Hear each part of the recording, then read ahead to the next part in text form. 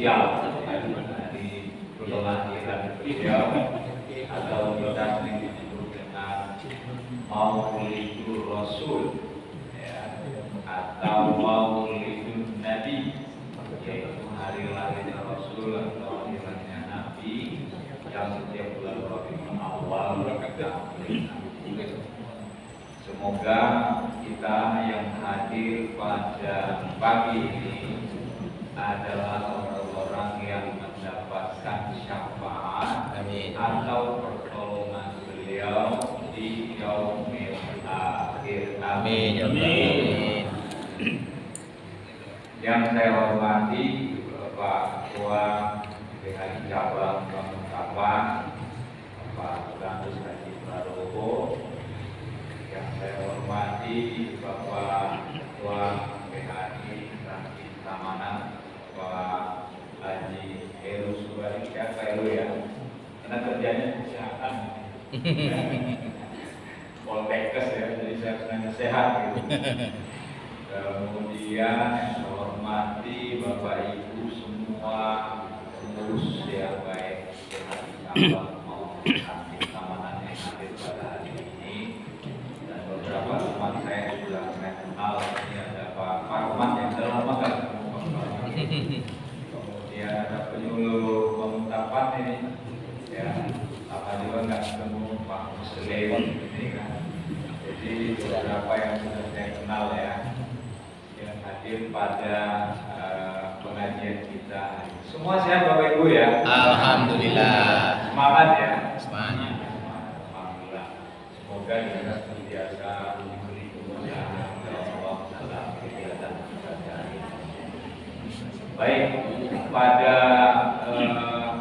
pagi ini karena ini acara Maulidun Nabi ya, bulan-bulan ini, maka saya akan membahas sekitar 30 menit lebih kurang Bapak Ibu tentang Maulidun Nabi. Kira-kira 30 menit sampai 40 menit cukup Bapak Ibu ya? Kuat betul? Iya. Jangan sampai jam 11 ya. Saya yakin Ibu Bapak punya acara ya. Karena orang haji, orang yang sudah ke tanah suci itu, haji kumpul itu orang penting semua ya. Jadi biasanya agendanya itu sudah padat. Apalagi bulan-bulan puluh banyak mantenan Bapak Ibu ya. Nah itu ya. Jadi kita semua bisa ikuti. Nggak sampai nih buri mas. Saya sudah di belakang. Sudah tak sih. Saya sampaikan pada kesempatan ini yaitu Nabi sebagai teladan. Jadi kita perlu membahas, mengkaji kenapa Nabi Muhammad itu disebut sebagai sang teladan. Kalau teladan itu bahasa Arabnya itu uswah. Ya. Kalau teladan yang baik itu artinya uswatun hasanah. Biasanya nama-nama ibu banyak itu kayak gitu. Artinya bagus itu ya. Jadi uswatun hasanah itu artinya adalah tauladan yang baik. Ada uswatun di sini. Ya. Nah, teladan itu orang yang bisa menunjukkan contoh dan memberikan contoh. Ya. Kenapa saya mengatakan menunjukkan contoh dan memberikan contoh? Karena itu sesuatu yang berbeda. Orang yang menunjukkan contoh itu mudah Bapak ya. Kita kan anak kita, ranking piro misalnya kan. Oh, ranking sekawan Bu, alah kamu kok cuma ranking 4, itu loh temanmu ranking 1, kok kamu seperti itu, gitu kan. Itu hanya menunjukkan contoh. Atau Bapak Ibu menyuruh, ini udah maghrib loh pada anak kita ya.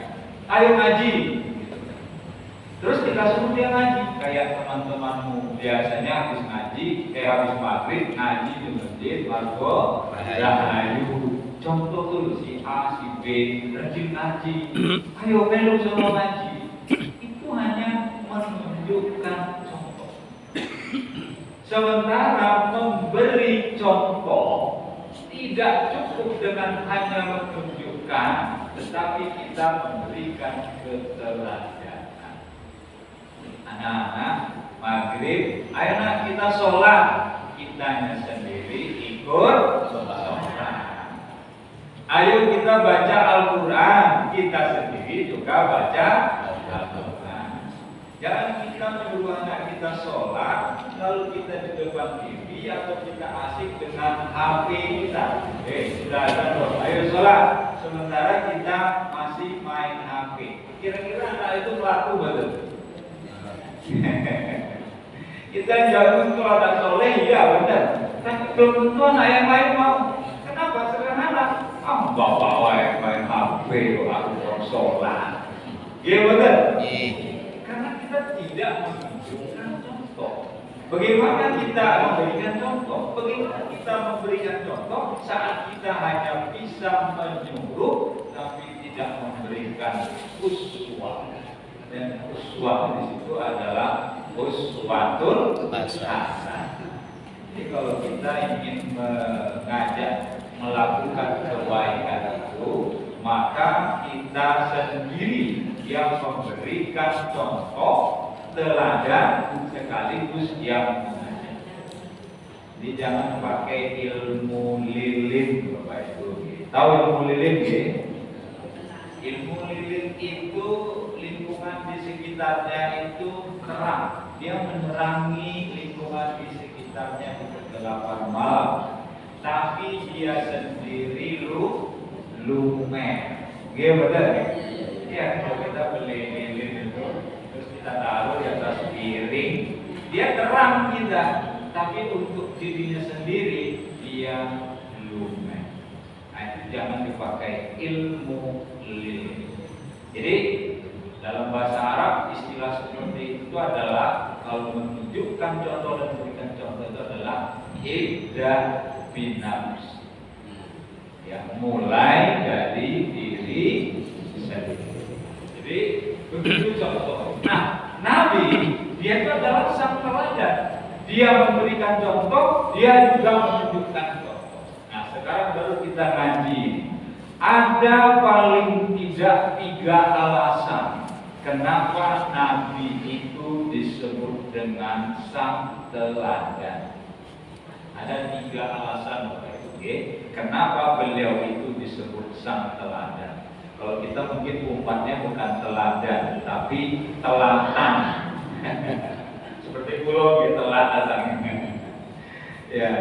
Jadi kita anak sekolah kayak ngajar, Pak Heru juga ngajar. Itu kita tuh nggak senang loh Bu, kalau mahasiswa Pak datangnya itu telat. Telat kita lagi asik-asik ngajar, lalu dia itu ngetuk pintu, kuliah udah mulai 15 menit atau 20 menit, nyaman betul Pak Heru. Nggak nyaman kita, terganggu kadang-kadang kita ada. Makanya saya kalau ngajar itu, kalau ada mahasiswa yang datang lebih awal, belum saya masuk, dia sudah masuk duluan. Wah, itu saya sangat apresiasi. Saya sampai wah, ini baru mahasiswa teladan. Sementara kalau mahasiswa suka telat, saya bilang selamat Mas, Anda mahasiswa telatan. Bukan telaten ya? Bukan Telaten itu biasanya teladan. Nah, jadi ada alasannya.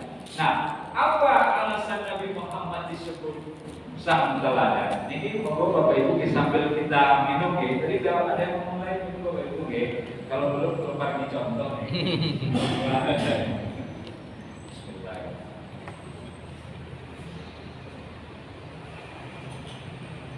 Di pengajian itu Bapak Ibu yang nanya begitu. Ya, siraman rohani sekaligus juga jasmani. Sambil nyambi aja makan sudah disediakan oleh panitia. Moga Bapak Ibu ya. Insyaallah apa yang saya sampaikan ini ada manfaat. Yang pertama, kenapa Nabi itu disebut dengan sang teladan? Karena kemuliaan akhlaknya. Jadi Nabi itu disebut teladan karena akhlaknya.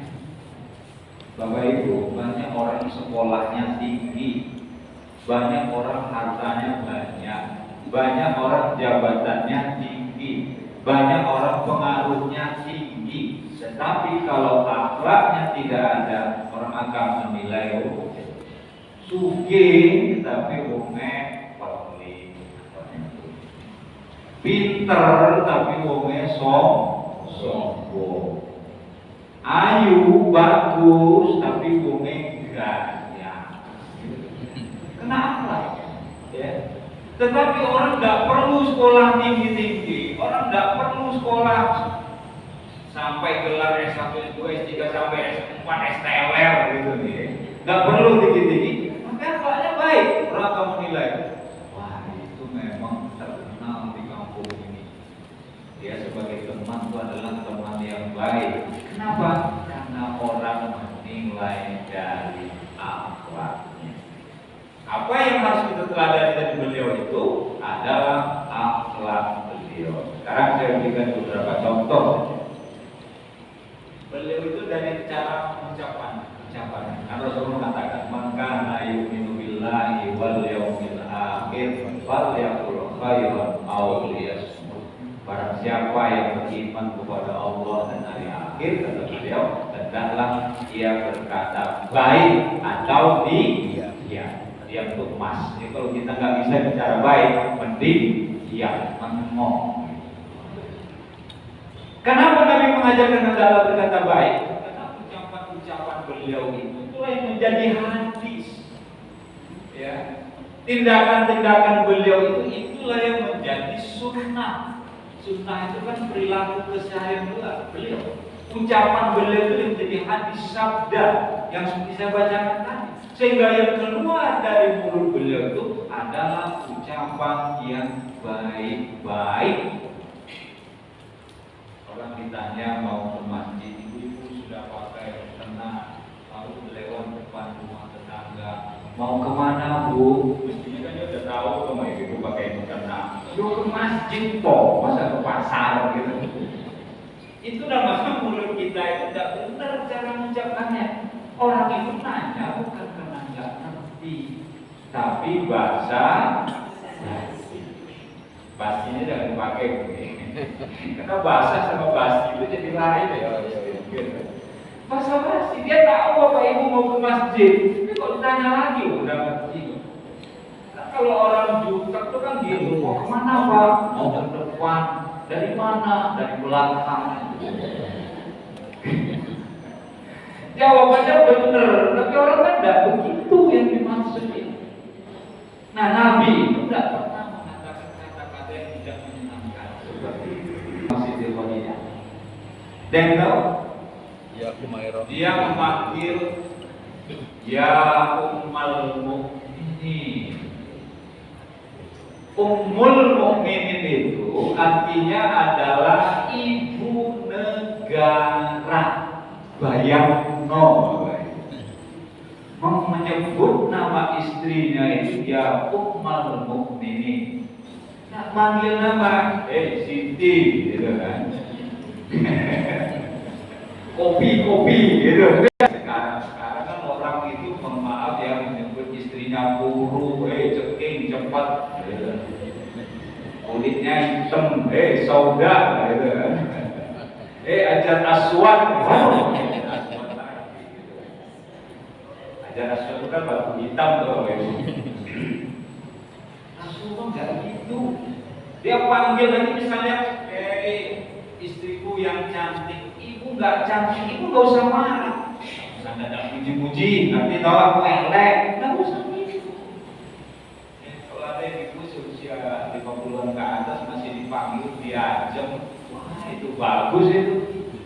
Masih dipanggil ya, wah itu bagus lah. Kamu panggilannya apa ibu? Ya,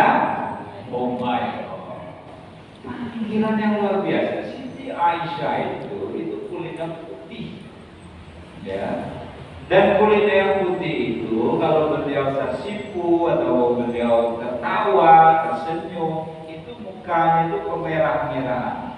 Rasulullah menyebut Humairah itu bahasa Arab artinya kemerah-merahan.